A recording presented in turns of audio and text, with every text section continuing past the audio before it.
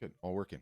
Well, welcome everybody. This is an art business workshop. My name is Patrick. I run the marketing department here, and let's assume for a minute that on this Zoom call and the people watching on the various different live streams is a diverse group of artists and photographers from all walks of life, niches, geographical locations in this country and others, and varying levels of experience and age, right? And let's also assume because you're here, you're all figuring out a way to better monetize your creative talents. And for some of you guys, that might be just selling your first piece. You've never sold anything. For others, it's trying to turn your creative talents into what the kids like to call a side hustle, right? A side business is bringing in income. For others, you want to get out of the side hustle zone and something more reflective of a full-time job. For some, it's your business was rocking pre-COVID. COVID sort of destroyed some things, the fairs, the shows, the galleries, and you're trying to get it trained back on the tracks. For some, it's your business is rocking and you want to grow it even further. And then for a lot, we find that you want something you can retire on, right? Like a business you can move in and have rocking in retirement. And as diverse as a group like that sounds like, it turns out there's actually one thing that unites all of you guys, and that's you all have a marketing problem. Every single solitary person on this call does. And not only do you all have this problem, what I find, I've been doing this for a long time now, is that the marketing problem. Let's say you and me were in the house, and the house represents your art business. The marketing problem is the roof, and the house doesn't have a roof, and rain and snow and everything's coming inside. And what are you guys doing? You're working on the backyard, or you're painting the front door, or you're redoing the kitchen cabinets, right? And I'm sitting here screaming, there is a giant roof that is missing, and it is the marketing problem. And until you solve the marketing problem, you're not going to be taking forward steps in your business, not at the clip that you want, not at the clip that you desire. And all of those other things, the working in the kitchen, the working in the bathroom, the painting the front door, are all the nonsense things that you end up spending your time on that make no substantive impact to growing the business whatsoever. And how do I know, right? One, I've been doing this for a long time, by which I mean exploring how you apply modern marketing, both digital and in the real world, retail marketing, person-to-person marketing, to actually growing an art or a photography business. This year already, I have directly sold hundreds of thousands of dollars of art myself through initiatives with our customers. So I've got a ton of experience in this. In addition to that, I talk to hundreds of you guys week in, week out, and both customers and non-customers. In addition to that, we study very closely various different artists and photographers that fill out the forms on our website. We study your social. I study your marketing efforts. I study your websites, and I know no marketing is being done at all. And then to add to the pile, we have 5,500 customers at Art Storefronts, and myself, my team, we study their data, and we study with like a who, what, and how approach, right? And who is the artist or the photographer on our platform that's selling the most, right? We always start with success and laser in who are the most successful. And then we get into the what. What are they selling? How much and what is it? Is it originals? Is it commissions, prints, metal prints, acrylic prints, merch? What's the AOV, average order value? And then we look into the how did they sell it? How are they achieving this level of success? The analytical data. What are the traffic sources, right? How many emails do they have on their email list? What do their social followings look like? How often are they running a sale? Are they running live art shows? All these various different things. And you combine all that, and it feels like, we have some very good insights, both in the what and how you need to know, right? On actually growing a creative business. And the purpose of the presentation today is sort of lay down some things in principle that we think are critically important that right? And call them like a set of principles or a set of premises, rules, if you like, that we cover before we can even talk about websites or marketing or price points or branding or live art shows or any of the rest of it. And there's this maxim I like that applies to investing. And it goes, you don't have to get a whole lot right as long as you don't get a whole lot wrong, right? Like if you're putting money away on a monthly basis into conservative stocks, conservative mutual funds or whatever, and you're not, making risky bets or going in on speculative this, that's, and the others, you stretch that out over time, you're contributing regularly, the investments are conservative, you don't have to get a whole lot right. The score takes care of itself in that case. And, you see that in investing. And there's that same maxim for this business, right? There's the same maxim for this business. And to sort of explain it, I've created this thing that I call the art business pyramid, okay? And I stole it from Maslow's hierarchy of needs. I don't know if you've seen this before, but it's a pyramid. The concept is you have to sort the bottom blocks before you can get to the blocks higher up. And, in Maslow's case, the very bottom is the physiological needs. We all have to eat. We all have to sleep. We all have to do that daily. You get that one sorted, and then you can move up to safety, love, belonging, esteem. So here it is, the art selling pyramid. And it really is the path to a successful art business in 2021 and beyond. In the bottom block, it's attention, right? Attention is the currency of the land that we live in. And when I say you guys have a marketing problem, it's attention. You need more attention for your art, your photography, if you want to sell it, if you want to continue to monetize and grow your business.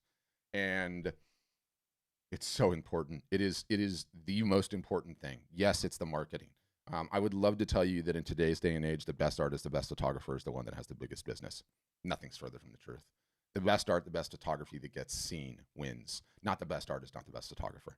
You have to fix the marketing problem. And no different than in Maslow's case, it is a quotidian need. You have to be working on it daily. If you're not, the business is not growing. One of the other ways that I like to really hammer this point home is I always ask, like, who are some of the most powerful women in the world? How would you answer that question? You know how I answer it? It's the Kardashian Jenner girls. Now, we can all argue how the Kardashians and the Jenners went about getting the attention that they have. And we can't argue about what those women have done with it, right? They all have 10, 50, 100 billion dollar businesses because they understand with attention, you can do absolutely anything. And to really drive it home, if any of those surgically enhanced, well-endowed women decided to become an artist or a photographer tomorrow, they would have a $10 million a year business year one. Is that fair? No, it doesn't really feel fair, but it's the truth. So attention is the currency of the land. You have to be working on it daily. You have to fix the marketing problem. The next portion of the pyramid has an outer portion and inner portion. Outer portion is the business model. You don't have to get a whole lot wrong or a whole lot right, as long as you don't get a whole lot wrong. This is one of the things you can't get wrong. You have to be selling direct. Okay. You have to be selling direct because selling direct is the only way you maintain the information on who is purchasing your art. Okay. When you have the information on who is purchasing your art, that sets you up to be able to create a collector list. Yes, which I'll get into, but more importantly, to market to that person for the rest of your lives. Okay. The easiest customer to get is the one that you already have. And fundamentally, this is just not taught, right? No one ever tells you this, but if you don't have the information on your customers, you're not going to be able to market to them in the future. And that is a death knell for your business. That you get that one wrong, you're in trouble. And that is why people that have just sold art through galleries or just sell art on online marketplaces or Etsy, and they have no idea who is purchasing their art, you are so exposed. It is so difficult to grow a business in that situation. Let's talk about the collector list. Concept I borrowed from this book. And this book, phenomenal book, super skinny. I want you guys to all buy it. You have to buy it from his website. Who's he? He's Weiland, the whale guy, #1 best-selling artist in the United States. Apparently, it's not even close. He knows what he's talking about. For Weiland, a collector list is, how he defines a collector are people that purchase 8+ pieces of art in a given over the course of their lifetime. So Weiland keeps creating. They just keep buying and buying and buying and buying. And he goes into in the book all the various different ways that he goes about doing that. I mean, he's sending them personalized Christmas cards, and they're getting personalized emails, and he's liking his collectors' Instagram posts, right?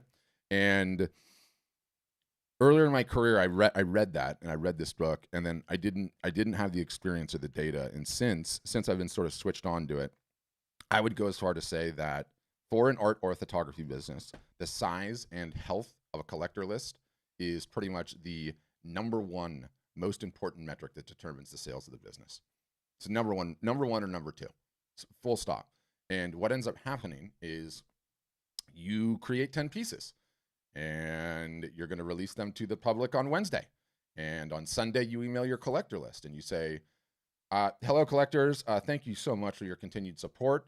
I just want to let you know that I'm coming out with a brand new series that I'm going to release to the public on Wednesday. As a way of saying thanks for your support and continued patronage, I, of course, want to show the work to you before anyone else gets to see it. You explain the series, you send it to them. What ends up happening is your collector list buys some portion of the work before the public even gets a crack at it. And the numbers start small. Maybe it's 1 out of the 10 pieces. So 10% of the art is sold before you even take it to market. And I've seen this go as high as 50, 60, and sometimes 70% on various different sales efforts. And it's staggering. It's staggering when you have this. And, you know, you guys are essentially, and a way I like to talk about it and explain it, you guys are essentially commission salespeople, right? You create the work, and then you have to go out and pound the pavement and sell it. If you do that successfully, then you get paid. If not, nothing comes in. The art does not sell itself. When you have a collector list and you take care of a collector list, okay, you go from a commission salesperson to a commission salesperson with a base salary. All of a sudden, you're getting paid 10, 20, 30, 40, 50, whatever it ends up becoming, thousands of dollars a year just for creating the art. All you have to do is create and let these folks know, and they buy. And it is an incredible way to be in. It is so important to be working on it. And again, if you get this one wrong, you're in trouble. So we're working on our attention daily. We're selling direct.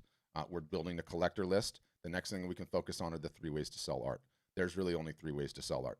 The number one way, the best way, you guys are all aware of this already, it's in person, face to face. It always has been the best way. It always will be the best way. The problem with in person, face to face is you, like me, are geographically fixed on this planet, and you have to sleep, and you can't have 15 conversations at once. So you need to have your art up on the website, right? And that's the next way. And the website solves for all of those situations and scenarios. So critically important to have your art on a website. The fact that people can browse it, that they can purchase it, they can send you questions. Very important way to sell art, underscored by the fact that COVID has ushered in essentially 10 years of e-commerce growth in about 6 weeks. And when I say e-commerce growth, let's say 100 art pieces are sold. Pre-COVID, maybe 20% was online and 80% was offline, retail, in-person, galleries, shows and fairs and the like, right? Well, the percentages jumped to like 35, 36%, depending on who you talk to, is all going on online. All as a result of COVID, all ushered in 10 years of normal e-commerce growth into 6 weeks. So the website is just so critically important. The third way, the newest way, which I would call pretty much the greatest advancement that this industry has seen in forever, is exactly what we're doing right now. It is leveraging the power of live video in either a one-to-one, I get my hands over here, or the one-to-many, okay, the one-to-many. And the one-to-one is insanely powerful. Almost none of you guys are leveraging it. Almost no artists are leveraging it, period. But let's say that I follow Matthew here on Instagram, right? And I see one of his pieces and I really like it. I'm like, whoa. And it just so happens that I am remodeling my kitchen at the exact same time, and I need some new art for the kitchen. And I send him a message on Instagram and I'm like, Matthew, really interested in a piece, was wondering if we could set up a call. Matthew sends me back a message and he says, no problem, Patrick, let's jump on a Zoom call and I can discuss some of my pieces with you. We can get into it, get to know each other. So my wife and I are on one end of the Zoom, Matt's on the other end of the Zoom, and we're discussing his pieces and we're discussing his inspiration and we're getting into pricing and I'm getting to know him a little bit. And we're bonding over a video call, almost like we were meeting in person, right? And it's insanely powerful. And there's other sort of abstractions of this as well, right? I show you one of my customers' websites. He's a photographer in Florida named Jonah Allen. But on his site, you know, he at the very top, he's got his phone number clicking wrong, and then he's got book an appointment, right? You can click book an appointment. It says virtual art consulting call, 30 minutes. He sets blocks of his calendar away already for people that he can have a face-to-face meeting with and talk about his art and get sales over the line, right? That's the one-to-one facet, one-to-one fashion. And it's insanely powerful. It's going to be the future of how art and photography is sold. And all of you need to be considering doing it. Like, if you have an opportunity to talk to somebody about your art that you know to be a qualified buyer, you need to take it. There's nothing more powerful than you could be working on in your business than that. That's the one-to-one. Next, we get into the one-to-many. And, you know, one of the things that we love doing at this company is being on the forefront of anything that comes along in terms of a marketing technique or tactic. In this case, we call these things live art shows, right? And you have a painter here in his garage studio. He's from Quebec in Canada, and he's got some old works. He's got some old works he painted like 10 years ago, and he decided to run a sale. And he's holding the pieces up. He is streaming directly live to Instagram, Facebook, YouTube, all at the same time. and he's holding the pieces up, merchandising them, talking about him, talking about his inspiration. He's taking live questions. This was in the height of COVID that he ran these 2 sales, and May and June of last year. And in this particular situation, he sold, I think, 62 pieces for a little bit over $30,000 Canadian in a period of 15 days, all directly from his house. He kept the information on his collectors, and he didn't pay a gallery a 50-50 split, right? Or 50-50 split. And we saw that and we're like, wow, that's profound. I mean, that's amazing. And, we ran the shows with him and helped facilitate him. But he's also an artist that has a decent following, right? So we're like, okay, was this a fluke, a one-off, or can we do it again? So since we've run literally hundreds of them. We are the best at the business in terms of knowing the mechanics of how to run a live art show. We just done it more than anyone else. And in this particular sale, this is Meg. She's a painter from Kansas City. And you remember what I said about the collector list? So she was literally moving from one studio to another, out of one physical location to another physical location. And so she had a bunch of these color studies and smaller pieces and sketches and the like that she needed to sell. She had 80 pieces in this show. She emailed her collector list before the show ran. She sold 46% of the show to her collector list before the show even started. She ended up selling, I think, 60 out of the 80 pieces for a little bit over $12,000 or $13,000.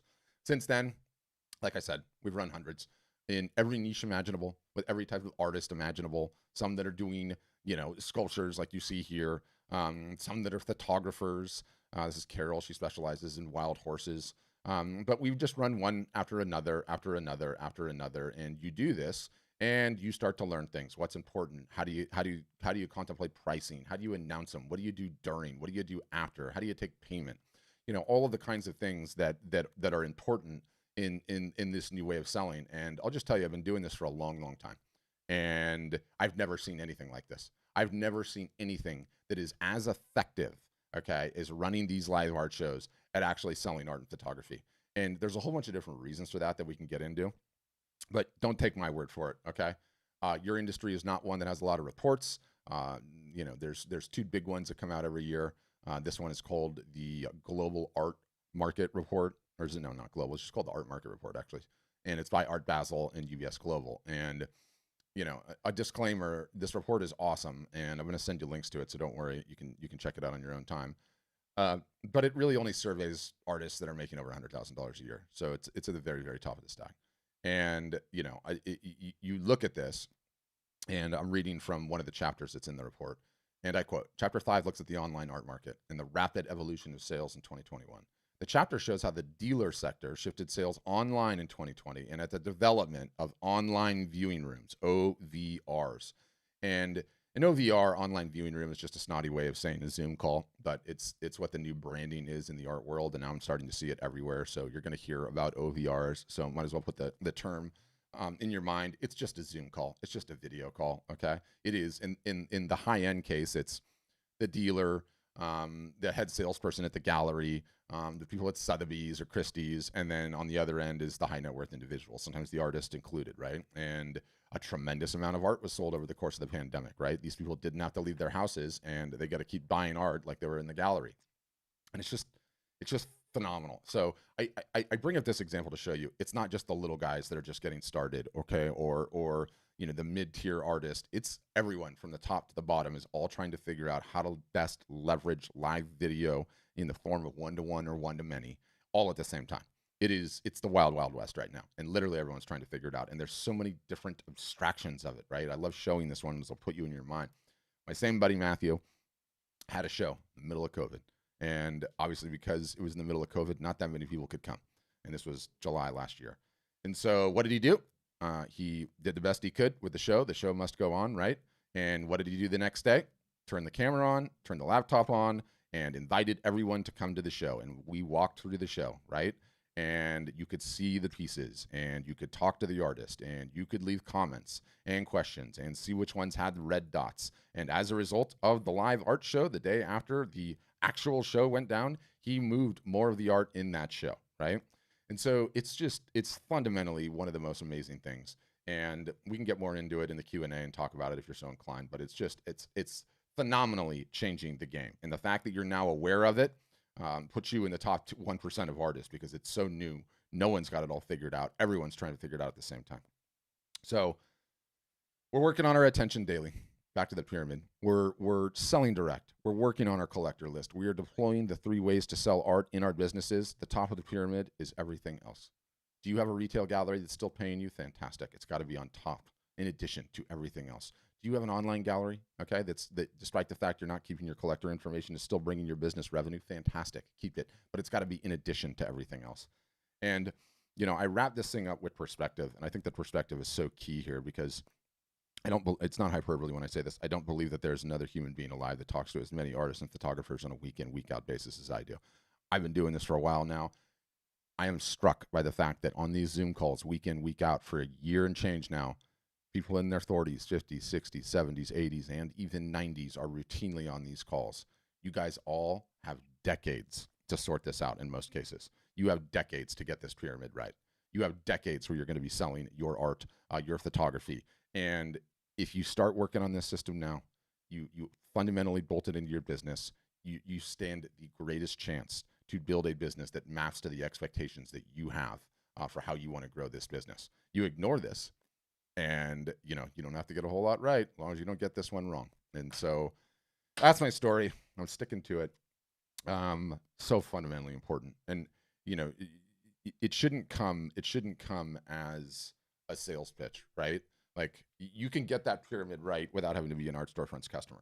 Okay, you can be working that pyramid correctly no matter where you decide to host your website, no matter where you decide to learn how to market. But you got to get it right. If you get it right, it doesn't even matter what comes down the pike. Another pandemic, another lockdown, it's not going to affect our customers one bit because they're still going to be marketing. They're going to have a collector list. They're going to have people that they can sell their art to, right? So it really just hedges you against whatever's coming around the corner, right? Like, all the galleries are closed still for the most part. Very few are open. The show and fair circuit, those things are being canceled left, right, and center. So I don't know where else you go and sell your art right now. You have to be selling it direct. You have to be selling it on your website, and you have to be running live art shows. So really, really important. Okay, where do we go from here? Open it up to Q&A now. You can ask anything about anything related to the presentation, anything related to what we do at Art Storefronts, or pricing, or niche selection, or marketing, or Facebook ads. It's truly open Q&A. How do you go about asking questions? A couple of ways. One, if you're one of the brave ones with the camera on, James, Matthew, Marco, you guys can raise your hand and I'll see it if you have a question, right? Okay, I got you. You got one. For everyone else, there is a reactions bar at the bottom of your Zoom window, and I can kind of show it. It's this reactions one here, and you click this, and this gives you the ability to raise your hand digitally speaking, and that lets me know you have a question, and I can unmute you, bring you on for a question. And if you don't want to turn your camera on, you don't have to turn your camera on. Don't worry about that. That's all good, and you can throw questions into the chat. Myself, my team will see those. If you're one of the ones on Facebook, YouTube, Twitter, I can see your comments too and bring those right into the stream as well. So on that note, open up with you, Mako, and you're going to have to tell me how to pronounce your name. I feel like I'm hacking it. But if you unmute your mic, it's in the bottom left-hand corner. Yep. Hey. Hey. Can you hear me? Yeah. So how do I say your name? Mako like taco. Mako like taco. It almost sounds like Hawaiian. Yeah, it could be if if that makes you feel good. Yeah. My brother was trying to say Michael, and he just said Mako. You couldn't pronounce it, so my father kind of spelled it. So it's kind of a made-up kind of name. But I researched some things about it. But awesome. Enough about me. Yeah, I didn't mean to raise my hand like that. I've been watching you guys for a while. It's interesting, and I'm definitely into it. I'm just working on a body of work, like you said, 10. I'm working on a selected 10 pieces that I'm going to do, and I'm probably going to do this show whether someone can come in my house or not. But I'm looking at your avenues too. So I'm just here, checking out what you say. I appreciate the way you're talking. I think the movement's grand. I mean, everything seems to be coming. It's a whole new chapter, like you said. And I know it's real. Yeah. I know it's real. You're talking good about it. I believe in it. So I'm just trying to get fired up, and I'm just basically right now sitting back and doing this work so I can get my 10 masterpiece work is what I'm gonna call it. So whatever I come up with that I'm working on right now. And then before that time, obviously I'm gonna be checking in with you and see what I need to do. So I'm just standing here listening to you guys talk, seeing what everybody's doing. And then I'm going to jump in right now. I'm just like, I'm kind of hesitant because I don't have the work that I want, the 10 masters that I want. When I get on that or in between the 5 or 6 of them done, then I'm going to participate a little more and see what I can do as far as what you're putting down here. So yeah, that's where I'm coming from now. Love it. Yep. Love it. And love the name story. Thank you. Yeah. Good questions. Yeah, so what else? Oh, there, James, I got you. You're up next. Go ahead, James.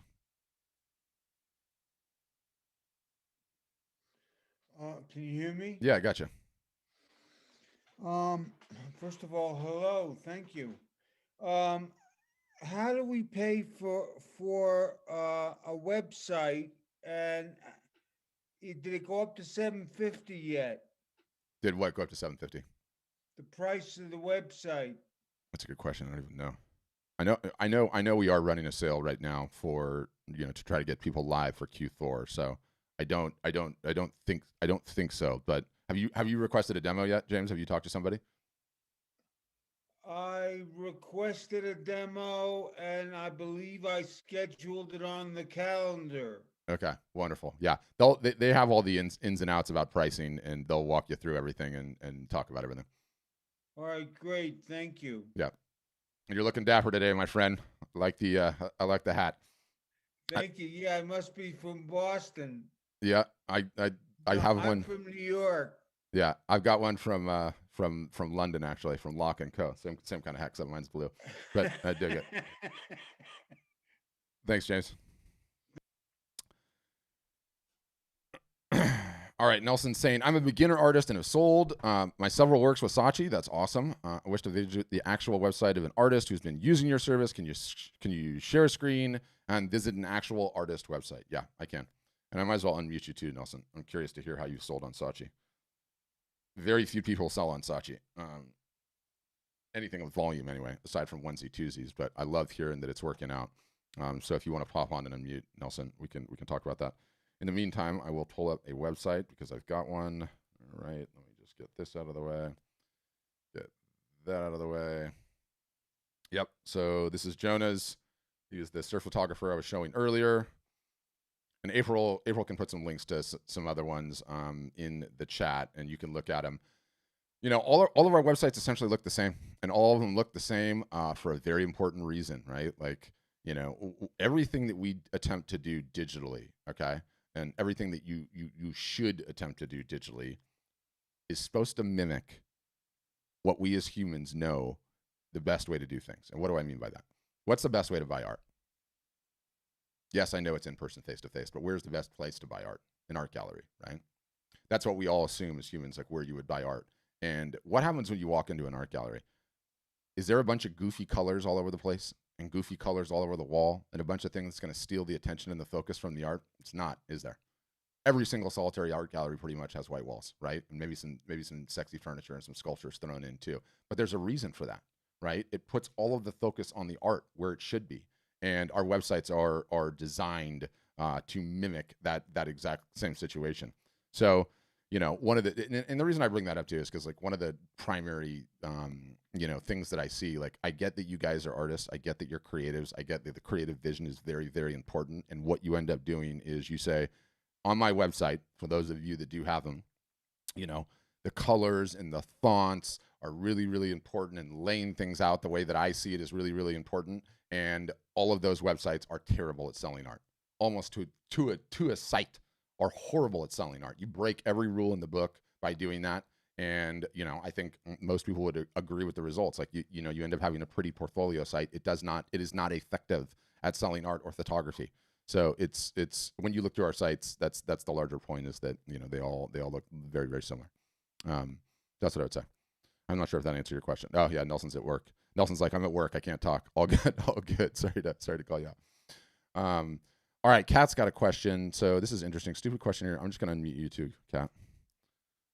I'm gonna unmute you now. Longtime photographer for 20 years, and people keep telling me they'd love to have my photos on their wall. I've never had any aspirations to be an artist per se.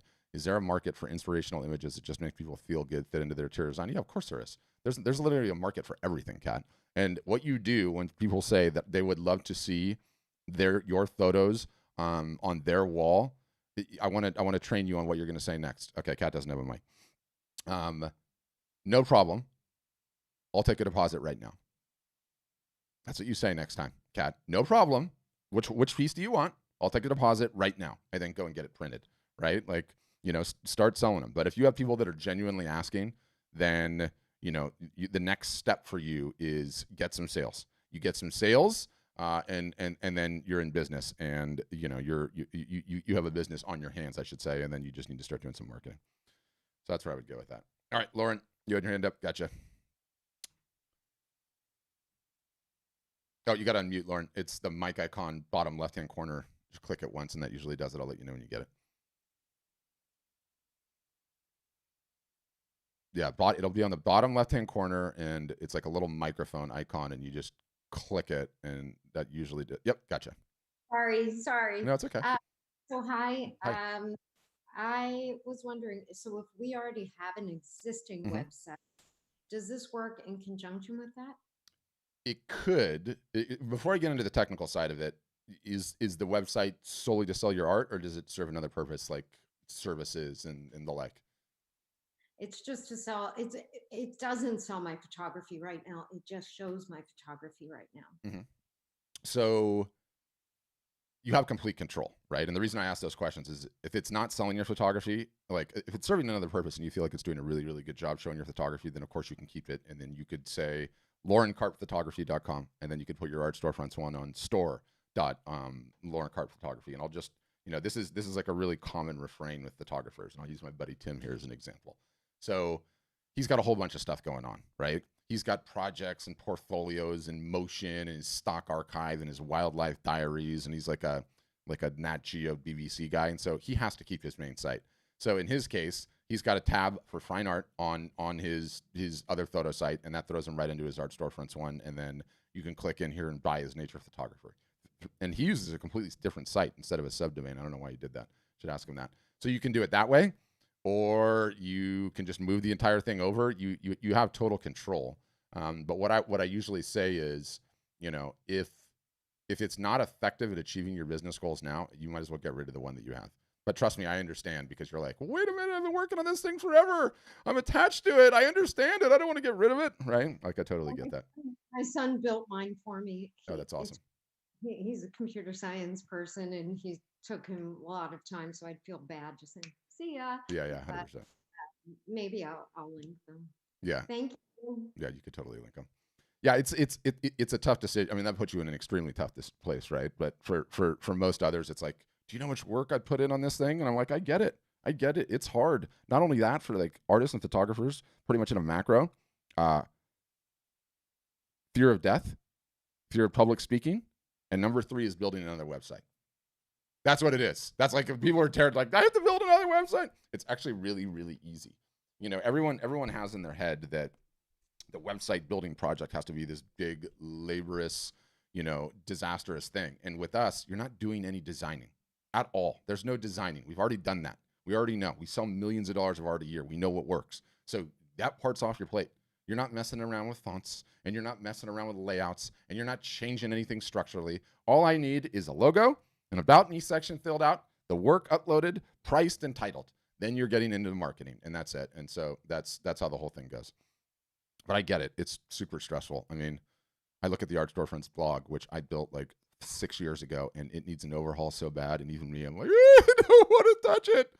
I don't want to touch it. But okay, Matthew, you're up next.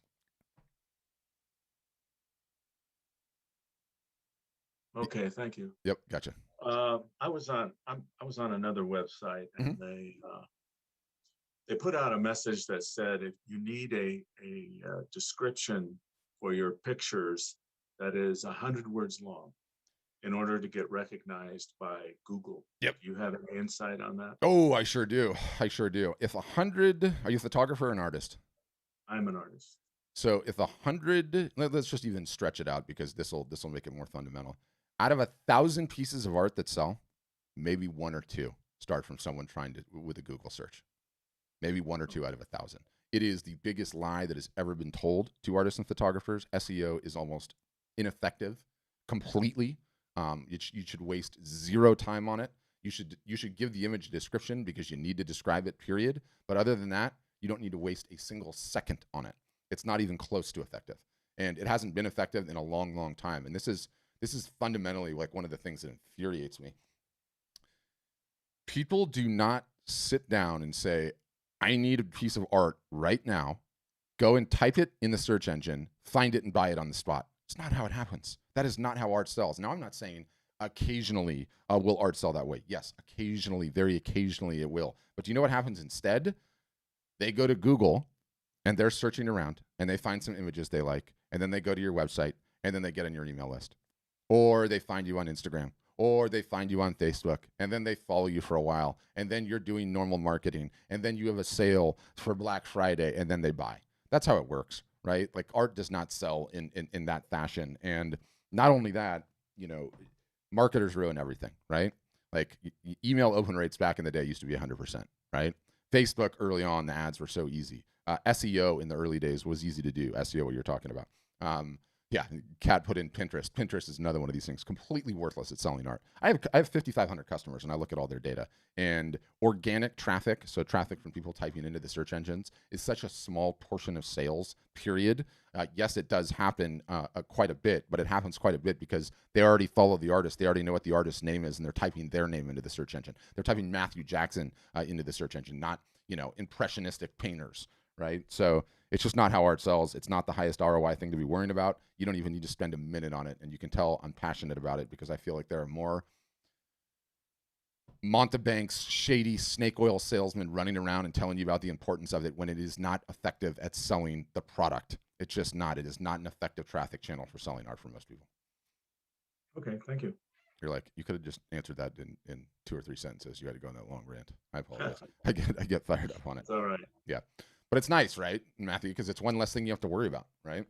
Like, you know, whether you take my word for it or whether you read any of the industry reports, the 2 biggest platforms in terms of selling art and photography is Facebook and Instagram. That's it. They have all the attention in the world right now. It's just the way that it works. Now, there's other places that we market, and there's other ways of achieving eyeballs on our art, on our photography, but those are the 2 most important. And it's sort of like the way that I love to think about it is fishing, right? And I just grew up fishing, so I use those as analogies.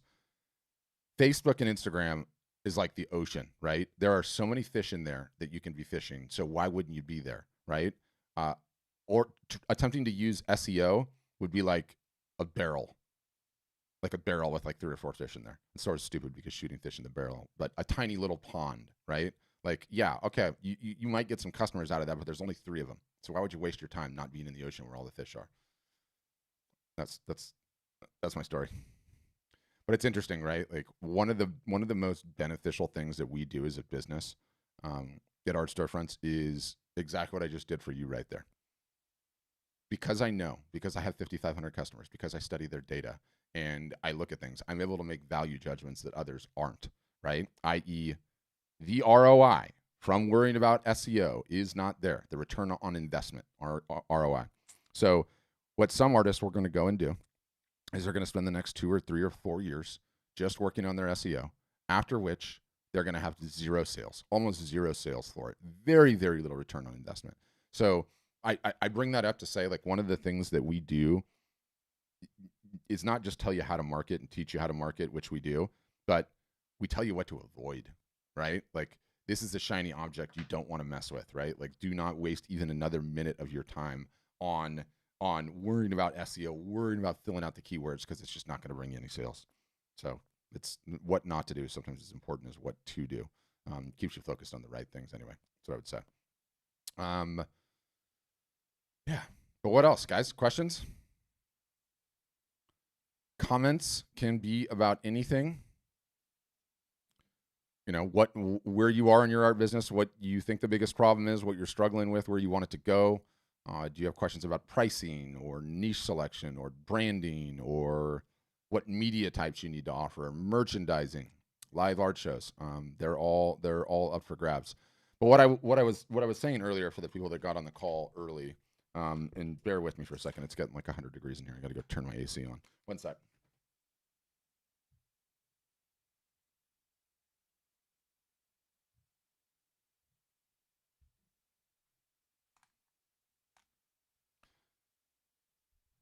October 1st starts the 4th quarter, the last 3 months of the year, right? Traditionally, in non-COVID times anyway, more art or photography is sold in the 4th quarter for some of our customers more than the other 3 combined.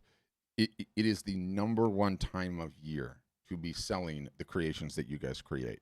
And so many people don't take advantage of it. So many people don't do anything about it. And there is still time between now and then to get your art on a website, to start doing some marketing, and then have sales when the time is right. Okay. There is still time. There is still time to start engaging in some active social marketing, okay, on your Facebook page, on your Instagram account, whatever email list that you have, and let people know that you exist, that you are creating, and that come Black Friday, Cyber Monday time, you are going to be having some of these pieces for sale. It is, you know, it's like if you were a huge, like, a music fan and you lived in a tiny little town where no bands ever came, and then all of a sudden the Rolling Stones were going to come one weekend. Would you go to the show? Yeah, you would go to the show. That's like your biggest deal ever, right? So you guys are creators, and the biggest time of the year for creators is coming. It is coming. And the difference between those that profit are the ones that just take some steps now, right? Like, it is the marathon, and between now and then, there is still time to, you know, do some test runs, you know, run some 3Ks and some 5Ks and get ready for the marathon. And that's the 3Ks and the 5Ks is just doing some marketing between now and then. Yeah, I'll get you in just a second, Matthew. Andrew's saying, if you work full-time and not a full-time artist, how well does it work for someone like me? 80% of our customers have full-time jobs, Andrew. 80%, I'd say. Maybe 70%. I haven't officially polled, but the number is really, really high. That's how it goes for most. Like, you need to make money, and you need to give the art business the time to, like, mature from a side hustle into a full-time gig. So you put in what you can put in terms of marketing time. Yes, I know you need to still have time to create, and that's always a stress, and I hear about that all the time. But if you don't work on the marketing, you'll never get there. So it doesn't matter, Andrew, if you only have 2 hours a week to give. Watch what happens when you give those 2 hours a week, 52 weeks in a year, right? Like, it moves mountains. It moves mountains. Okay, Matthew, I'm going to get you unmuted. Hold on.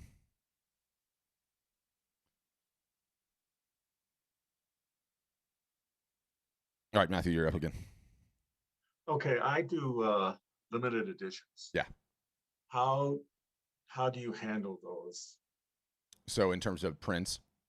Yes. Yeah. So there's no let me say this first. There's no definitive way that you have to do it. Okay. One of the ways that I like to do it, that I like to advise, is have one price for not signed at all. Okay. Not signed at all. Have a price with a digital signature, and have a price hand signed, and price in significantly higher for the hand signed. And what happens when you get that order? You route that order to your house, and instead of the customer's house, it is already beautifully boxed, packaged, ready to go. So you don't have to worry about any of that nonsense. All you do is gently open the packaging, pull it out, sign it, seal it back out, and ship it. But you charged extra to cover the extra shipping, right? So we have a lot of customers that do it that way. And you know, you'd also be surprised. There's a lot of people that don't care. They don't care. They just want the cheaper price, right? So they'll take it. They'll take the digital signature, or they'll take, or maybe you don't do a digital signature at all, and you just do the not signed, right? Like, there's a lot of people that just don't care. They love the piece. They want it from the cheaper price. It hits their price point, right? Do you not offer open edition prints at all? Just limited edition? Just limited edition. What do the price points start at? Well, I sell aluminum, and a 20 by 30 is $500. It's $500. Got it. Yeah, it's not a bad way to go. I mean, I think you need to have a bigger range in price points than just prices that start at $500. I mean, what do you do? Smaller limited editions, or is like that the size? I do mats. I do 16 by 20 aluminum, and I do 24 by 36. I do special orders. Okay, good. But they're all limited. They're all the mats are limited, as well as the got it. Yeah, I like having a little bit of price point variance in a store, right? Like, I don't want to see your prices start at $500. I want to see something for 100, 150, 200. Yeah, I start at 50. Yeah, perfect. And I go up from there. Perfect. So important. And there's so many people that break that rule, right? And like, you have to understand that you're going to be in this for life, right? And you when you do this for any period of time, by which I mean attempt to operate a business for any period of time, you learn something fundamentally important. The easiest customer to get is the one that you already have, right? The easiest customer to get is the one that you already have. Repeat customer, right? And when you have some of these cheaper price point pieces, you know, everyone's followers, yours, art storefronts, every single solitary person on the call, they all fall into this socioeconomic bell curve, right? And, you know, at the bottom of the socioeconomic bell curve are the people that have no money. They like and they comment and they share on posts and they tell you you're awesome, and they know people that have money, but they have no money, they can't buy anything. Then you have the lower middle class, upper middle class, and high net worth individuals. You got to have prices for everybody on that scheme, right? You got to have prices for everybody on that scale. And when you have the lower end prices, and you already do, Matthew, you know, and you have the perspective of how long you're going to be doing this, I might be a college kid that follows you and really likes your work and would really like some big ones, but all I can afford is that $50 one. And I buy that $50 one. And for the next 10 years, it hangs in my bathroom. And then 10 years later, I'm now a high net worth individual, and I'm outfitting my vacation house, and I come back to you because you've been on my wall and in top of my mind for the last 10 years. I come back to you, and then I just outfit the entire vacation house, and it's like a $40,000 order, right? Like, that's how it happens in the real world. So you have to have some of those lower price points to be able to get your work on the walls as a beachhead, you know, to have customers in the future. So that's sort of my rant on pricing there. Thank you. Yep.